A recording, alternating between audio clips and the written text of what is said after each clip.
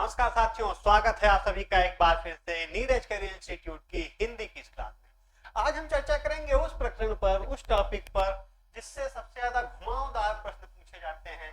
अभ्यर्थियों को सबसे अधिक परेशानी इन्हीं प्रश्नों में होती है और ये हमारा आज का टॉपिक है श्रुत सम भिन्नार्थक शब्द। ऐसे शब्द जो सुनने में तो एक जैसे लगते हैं लेकिन उनका अर्थ अलग अलग होता है। जैसे देखिए, नाम से ही स्पष्ट है, श्रुत सम भिन्न अर्थक शब्द। अगर हम इसको तोड़े तो ये होगा श्रुत सम भिन्न अर्थक शब्द। अब श्रुत का अर्थ क्या है? सुनने में।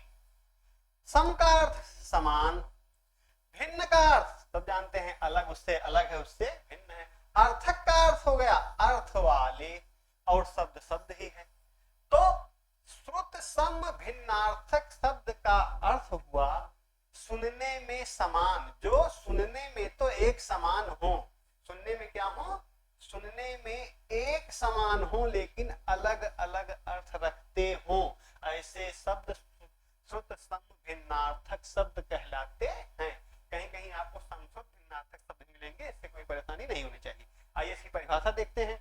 वे शब्द जो पढ़ने में सुनने में लगभग समान होते हैं, पढ़ने में भी और सुनने में लगभग समान होते हैं, लेकिन उनका अर्थ अलग अलग होता है। लेकिन उनका अर्थ अलग अलग होता है, कभी भी एक समान नहीं होता। वैसे शब्द श्रुत सम भिन्नार्थक शब्द कहलाते हैं। उन शब्दों को श्रुत सम भिन्नार्थक शब्द कहते हैं। अगर हम इनके अन्य नामों की बात करें तो इन शब्दों को समोच्चारित भिन्नार्थक शब्द, समध्वनीय भिन्नार्थक शब्द या युग्म शब्द भी कहते हैं। अगर आपको श्रुत सम भिन्नार्थक की जगह पर समोच्चारित भिन्नार्थक शब्द मिल जाए तब भी जान लीजिए कि वही चीज पूछी जा रही है। या अगर आपसे कह दिया जाए समध्वनीय भिन्नार्थक शब्द, जिनकी ध्वनि समान हो, जिनकी ध्वनि समान हो, वो क्या है? श्रुत सम भिन्नार्थक शब्द ही है। कह रहा है समोच्चारित, जिनका उच्चारण समान हो, तो वो क्या है? श्रुत सम भिन्नार्थक शब्द ही है। और युग्म शब्द अगर कहले जाए जा रहे हैं, मतलब जिनका उच्चारण लगभग समान हो रहा है, ऐसे जोड़े वाले शब्द, तो वो श्रुत सम भिन्नार्थक शब्द की भी बात की जा रही है। ये तीनों शब्द श्रुत सम भिन्नार्थक शब्द के लिए ही प्रयोग किए जा रहे हैं। इस बात पर आप विशेष ध्यान दीजिए। फिर अगर हम देखते हैं तो इन शब्दों में क्या होता है? इन शब्दों की वर्तनी, उच्चारण, वर्ण तीनों लगभग समान होते हैं। क्या क्या समान होता है? वर्तनी, उच्चारण, वर्ण, ये तीनों लगभग समान होते हैं। वर्तनी, उच्चारण और वर्ण, वर्ण जैसे उसमें रहेंगे उतने ही लगभग उसमें रहेंगे, कोई अंतर नहीं होगा। वर्तनी भी वैसे रहेगी, बहुत थोड़ा अंतर होगा। उच्चारण लगभग समान होगा, आप पहले समोच्चारित सुन ही चुके हैं। अब देखिए, इन शब्दों के वर्तनी, उच्चारण, वर्ण में बहुत सूक्ष्म अंतर होता है। लगभग समान होते हैं लेकिन अंतर होता है, क्योंकि पहले से ही कहा जा रहा है कि लगभग समान होते, समान नहीं होते, लगभग समान होते हैं। थोड़ा सा अंतर उनमें होता है, वही बात कहा जा रहा है कि इसमें सूक्ष्म अंतर होता है लेकिन अर्थ भिन्न होता है। दोनों शब्दों के अर्थ अलग अलग होते हैं। ये नहीं कि दोनों शब्दों के अर्थ एक होते हैं। अगर दोनों शब्दों के एक अर्थ हो जाए तब तो समानार्थी हो जाए, पर्यायवाची शब्द हो जाए, लेकिन दोनों शब्दों के अर्थ अलग अलग होते हैं। सुनने में, बोलने में, उच्चारण करने में, लिखने में लगभग एक समान होते हैं, बहुत थोड़ा अंतर होता है, इसीलिए श्रुत सम भिन्नार्थक शब्द कहते हैं। आइए कुछ उदाहरणों के माध्यम से स्पष्ट किया जाता है कि कौन से शब्द श्रुत सम भिन्नार्थक शब्द होते हैं। जैसे देखिए, अनल और अनिल, बहुत छोटा सा अंतर है, ना पर ई की मात्रा है, छोटी ई की मात्रा है, और लगभग समान है दोनों। अनल का अर्थ अग्नि होती है, आग होती है, जबकि अनल का अर्थ वायु, हवा होती है। देख लीजिए, अनल का अर्थ अग्नि, आग होती है, और अनिल का अर्थ वायु, हवा होती है। दोनों में अंतर हो गया कि नहीं? अर्थ में अंतर है लेकिन बोलने में, सुनने में, उच्चारण में लगभग एक समान है। अनल अनिल में कोई बहुत अंतर नहीं आता, सामान्य अंतर है। हाँ, अर्थ दोनों का अलग अलग हो जाता है। ये आग है और ये हवा है, दोनों में अंतर है। हवा चलने से आग और बढ़ जाती है। अंश, अंश, उच्चारण करके देखिए, जब ये सा तालब जैसा है, ये सा तालब जैसा है, और ये सा दंत जैसा है, इसका उच्चारण जब हम करते हैं तो जीभ हमारी दांतों से टकराती है, और जब हम इसका श का उच्चारण करते हैं तो तालू से टकराती है। दोनों में अंतर है। इसके अलावा एक और सा है, इसको हम कहते हैं मूर्धन्य सा, इसके उच्चारण के समय हमारी जीभ मूर्धा से टकराती है, इसीलिए मूर्धन्य सा कहते हैं। तीनों सा का अंतर है। अब देखिए, जब अंश है, अंश का अर्थ कंधा होता है, लेकिन अंश का अर्थ हिस्सा होता है। अर्थात जब बड़ा सा लग गया तो हिस्सा हो गया, भाग हो गया, मेरा इतना भाग बना, मेरा इतना हिस्सा बना, मेरा इतना परसेंटेज बना, जो बात कहते हैं लोग अंश है। जबकि केवल अगर अंश कहा जाए तो उसका अर्थ कंधे से। अंत का अर्थ समाप्त, किसी चीज का समाप्त होना, उसका अंत होना होता है। लेकिन अगर अंत्य कह दिया जाए, अगर अंत्य लिखा है तो अंत्य का अर्थ नीच से होता है। और अगर इसी में एक शब्द और हम बता दें, अंतः, तो अंतः का अर्थ होता है आंतरिक। अंतः का अर्थ आंतरिक भी होता है, ये भी जानते हैं। फिर देखिए, अगर हम और ग्रहण देखें, ग्रहणों की एक श्रृंखला है, आसान, अवसान। आसान का अर्थ आप सब लोग जानते हैं, आसान का अर्थ सरल होता है। पेपर बहुत आसान आया था, मतलब पेपर बहुत सरल था, आसान का अर्थ सरल। अवसान का अर्थ समाप्ति, किसी चीज, किसी कार्यक्रम का अवसान है, मतलब समाप्ति की ओर चल रही है। आहूत का अर्थ यज्ञ होती है। और आहूत का अर्थ आमंत्रित होता है। कहा जाता है बैठक आहूत की गई है, अर्थात बैठक बुलाई गई है, बैठक आमंत्रित की गई है, उसमें लोग आमंत्रित है शामिल होने के लिए। अंगना का अर्थ आंगन होता है, बहुत महत्वपूर्ण शब्द है।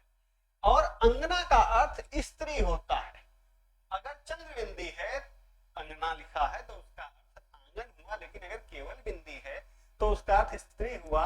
ये अनुस्वार है, जो बिंदी है, तो इसका अर्थ स्त्री हुआ। और अगर अनुनासिक है, तो उसका अर्थ आंगन। आगमी का अर्थ ज्योतिषी। आगमी मतलब जो ज्योतिष का ज्ञान रखता हो, उसे हम ज्योतिषी कहते हैं। ये आगमी का अर्थ होता है। और आगामी का अर्थ आने वाला, जो अभी आया नहीं है, भविष्य के गर्भ में है, उसे हम क्या कहते हैं? आगामी। आगामी परीक्षाएं, मतलब वे परीक्षाएं जो भविष्य में बहुत नजदीक ही होने वाली। आसक्ति, आसक्ति का अर्थ निकटता, उनसे उनकी आसक्ति है, मतलब दोनों लोगों के बीच की निकटता है। वहीं अगर हम आसक्ति कह दें तो ये अनुरक्ति होती है, इसका अर्थ किसी से बहुत करीबी लगाव होता है। जिस लगाव में आदमी सब कुछ अपना समर्पण करने के लिए भी तैयार रहता है, उसी शब्द के लिए हम आसक्ति का प्रयोग करते हैं और उस व्यक्ति को हम आसक्त कहते हैं। अब फिर देखिए, भवन। भवन का अर्थ घर से होता है। ईंट पत्थर का जो बना हुआ एक ढांचा होता है, एक सरिया सीमेंट का, उसे भवन कहते हैं। लेकिन भुवन का अर्थ संसार होता है। 14 भुवन बताए जाते हैं, 14 संसार प्रकार के संसार है, तो भुवन होता है। कुल का अर्थ वंश होता है। इस कुल में जन्मे, उस कुल में जन्मे से भगवान राम कहा जाता है। भगवान राम के बारे में कहा जाता है कि रघुकुल में जन्म लिए। एक चौपाई भी है, रघुकुल रीत सदा चलाई, प्राण जाए पर वचन न जाई।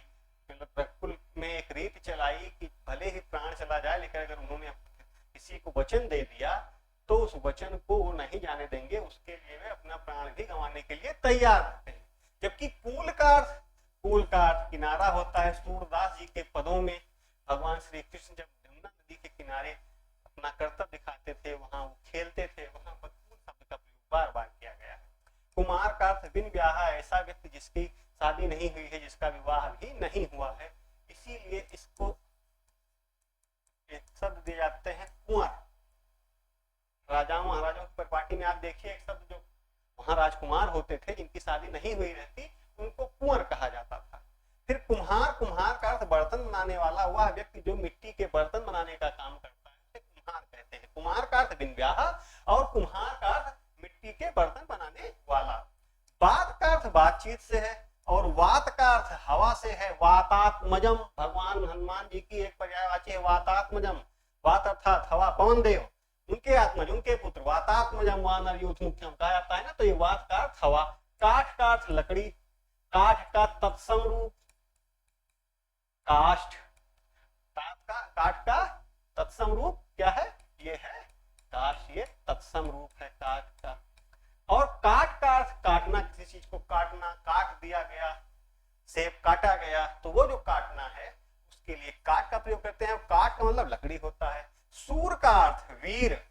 सूरवीर एक शब्द ही होता है, सूरवीर। सूर का अर्थ वीर और सूर का अर्थ अंधा। अर्थात जब ये, फिर देखिए आ गया, ये तालव्य सा है और ये दंत सा है। अगर सूर लिखा है, सूर तो क्या है, वीर है। अगर सूर लिखा है तो सूर का अर्थ अंधा होता है। केसर, केसर का अर्थ होता है सिंह की गर्दन के बाल। सिंह की गर्दन के बाल को हम क्या कहते हैं, केसर। और सिंह की एक पर्यायवाची है, सिंह की एक पर्यायवाची है केसरी। सिंह की एक पर्यायवाची क्या है, केसरी। तो केसरी के गर्दन की बाल को हम केसर कहते हैं। और केसर क्या है, केसर कुमकुम के लिए प्रयोग किया जाता है। कुमकुम आप जानते हैं, प्रकार के केसर एक प्रकार का पौधा है, उससे कुमकुम की प्राप्ति होती है, दोनों को एक माना जाता है। केसर का अर्थ कुमकुम होता है। फिर देखिए पथ, पथ का अर्थ रास्ता। पथ का अर्थ रास्ता होता है। पथ से जुड़ी एक बड़ी, पथ का अर्थ रास्ता, पथ की से जुड़ी एक बहुत ही प्रसिद्ध रचना है माखनलाल चतुर्वेदी जी की, जिसमें उन्होंने कहा है, मुझे तोड़ लेना बनमाली, देना तुम उस पथ पर फेंक, मातृभूमि पर शीश चढ़ाने, जिस पर जाएं वीर अनेक। और पथ्य का अर्थ होता है रोगी का आहार। किसी रोगी की जो डाइटिंग प्लान होता है, डाइटिंग चार्ट होता है, उसके अनुसार जो उसको भोजन दिया जाता है, उसको पूरा दिन भर का आहार दिया जाता है, उसे हम पथ्य कहते हैं। अपेक्षा का अर्थ इच्छा होता है, मेरी बड़ी आपसे अपेक्षा है, मतलब आपसे इच्छा है, मेरी इच्छा है कि आप इस कार्य को करें। जबकि उपेक्षा का अर्थ होता है निरादर, वहां जाने पर मेरी उपेक्षा ही होगी, अर्थात वहां जाने पर मेरा निरादर ही होगा, वहां जाने पर मेरा कोई सम्मान नहीं होगा, मेरा असम्मान होगा, मेरे आत्मसम्मान को वहां ठेस ही लगेगी, वहां पर मेरा अपमान होगा, वहां पर मेरा अपमान होगा। फिर देखिए अगर जनता लिखा है, जनता का अर्थ चक्की होता है, और जनता का अर्थ लोग होता है। जनता, जनता अगर आधा ना है तो यहां पर इसका अर्थ चक्की हुआ। और जनता आप जानते हैं, जनता का अर्थ लोग, प्रजातंत्र के वे भाग जो चुनाव में भाग लेते हैं और अपने वोट से अपने राज्य की, अपने देश की सरकार तय करते हैं, और सरकारों के तय करने के साथ साथ अपना भाग्य तय करते हैं। फिर देखिए अली, अली का क्या अर्थ है, अली का अर्थ है भौरा। अली का अर्थ होता है भौरा। बार बार ये सबसे ज्यादा परीक्षाओं में यही पूछा जाता है, अली और अली। आपने देखा होगा अभी पिछले साल जो पुलिस भर्ती परीक्षा हुई थी, उसमें दोनों पूछा गया था, अली और अली ये पूछा गया था। तो अली का अर्थ भौरा और अली का अर्थ सखी होता है। भ्रमर गीत में आपको अली बार बार मिलेंगे। स्वजन का अर्थ होता है संबंधी, मित्र, अपने परिवार के लोग, उनके लिए स्वजन का प्रयोग किया है। जबकि स्वजन का अर्थ होता है कुत्ते का बच्चा, क्योंकि स्वान का अर्थ होता है कुत्ता। स्वान से जो स्वजन बना वो कुत्ते का बच्चा है, जबकि स्वजन अपने परिवार के लोग, संबंधी। मूल का अर्थ जड़। मूल का अर्थ क्या होता है, किसी चीज का मूल्य क्या है, जो उसका बेस है वो क्या है, उसकी जड़ है। जबकि मूल्य का अर्थ किसी चीज की कीमत है, इस कुर्सी की कीमत कितनी है, इस कुर्सी का मूल्य कितना है, इस मेज का मूल्य कितना है, इस पेन का मूल्य कितना है, ये क्या है, ये मूल्य है। और मूल का अर्थ जड़ होता है। चिर, चिर का मतलब देर, जबकि चीर, चीर का अर्थ वस्त्र होता है, वस्त्र की एक पर्यायवाची चीर होती है। चिर का अर्थ देर, लंबे समय तक, दीर्घ सूत्री वाला जो भाव होता है क्या है, चिर। इसीलिए चिरायु भव कहा जाता है, जिन्हें हम आशीर्वाद देते हैं कि लंबे समय तक आपका जीवन हो, उन्हें हम कहते हैं चिरायु भव। एक शब्द होता है, आशीर्वाद है ये, चिरायु भव। चिर माने लंबी, चिर माने लंबी, यहाँ देर का अर्थ लंबी से ही है, और आयु का अर्थ उम्र से है, आपकी लंबी उम्र हो, चिरायु भव। फिर देखिए, फिर दूसरा देखिए तरंग। तरंग का अर्थ होता है लहर, और तुरंग का अर्थ घोड़ा। तरंग का अर्थ लहर, भर लो अपने मन में मीठी मीठी मृदुल उमंग, वहां पर तरंग है। और दूसरा देखिए तुरंग का अर्थ घोड़ा होता है। बार बार आप देखिए सब पर्यायवाची शब्द, आप यहाँ से पर्यायवाची को ही पकड़ लीजिए। देव का अर्थ देवता, और दैव का अर्थ भाग्य। अगर एक मात्रा लगी है, एक ही, अर्थात एक ही मात्रा है तो देव हुआ देवता, और अगर दैव लिखा है ऐ की मात्रा है तो उसका अर्थ होता है भाग्य। अगला एक उदाहरण देखिए, पवन। पवन का अर्थ होता है वायु या हवा। पवन का अर्थ होता है वायु या हवा। क्योंकि पिछली कक्षाएं पढ़ चुके हैं, इसलिए आपके लिए बताने में आसानी होगी कि अगर हम पवन का संधि विच्छेद करें तो पो धन अन होगा, जबकि अगर हम पावन की संधि विच्छेद करें तो पौधन अन होगा। आप ये बात जानते हैं। तो पवन का अर्थ होता है वायु या हवा। आप इसके पहले भी पढ़ चुके हैं, इसके पहले अभी शुरुआत में ही। अनिल, अनिल का अर्थ भी हवा होता है। और दूसरा है पावन। पावन का अर्थ पवित्र। इस पावन भूमि पर लोग अपने शब्दों में प्रयोग करते हैं, कई भाषण अवसर देते हैं कि इस पावन धरा पर, इस पावन भूमि पर, तो ये पावन का अर्थ पवित्र होता है। सर का अर्थ तालाब होता है। इसी सर में जो कमल खिलता है उसे हम सरोज कहते हैं। तालाब में इसकी उत्पत्ति होती है, उसे हम क्या कहते हैं? सरोज। और ये सर का अर्थ बाण होता है, जो धनुष तीर वाला बाण होता है इसे हम तीर कहते हैं, जो धनुष में चढ़ाकर, प्रत्यंचा चढ़ाकर इसे खींचकर मारा जाता है। वस्तु का अर्थ चीज, कोई वस्तु कितनी दाम की है, कोई चीज कितने दाम की है। और वास्तु का अर्थ मकान से है। इसीलिए एक कल्चर डेवलप है। बहुत से लोग घर बनाते समय वास्तु दोष के निवारण के लिए जाते हैं।